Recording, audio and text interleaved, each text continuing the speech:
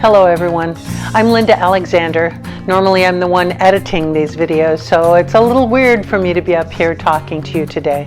We just got back from Kansas City, where we attended the memorial service for my favorite uncle, Jack. He was the last of his generation, and it got me to thinking about all he taught me and all he had built into my life. And not just him, but the generations that went before him, my grandparents and great-grandparents that I didn't even know. Jack was a strong Christian, and he really modeled Jesus throughout his life. My earliest memories of him are Easter mornings in Kansas when he would ask who wanted to go to the sunrise service. It was sort of magic for me, so I always said yes. On Easter morning, Uncle Jack would wake us gently before sunrise to get dressed and drive out to a quiet place. We would stand on the wet grass or sit sometimes on blankets, and we would sing some songs and listen to a message and greet the sun and welcome the day. I think those mornings were my first experiences with God, and it was Jack who introduced me.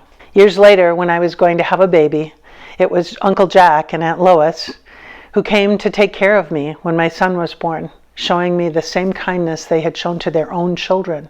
What they modeled for me was how to treat everyone as family and how to love others as yourself. In contrast, I had an Aunt Sophie who had lost her husband when she was young.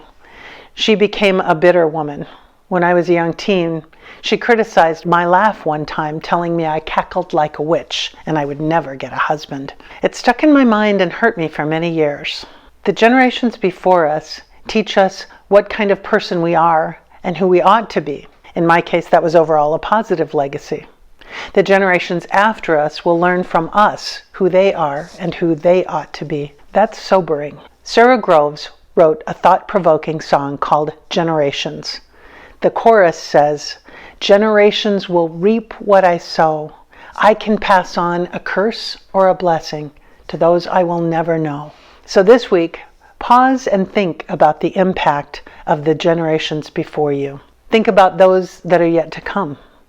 Think about what was built into your life that you'd like to pass on.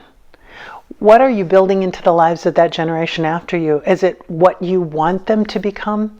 Are you modeling that for them? Are you showing them everything you want them to learn? Thanks for listening.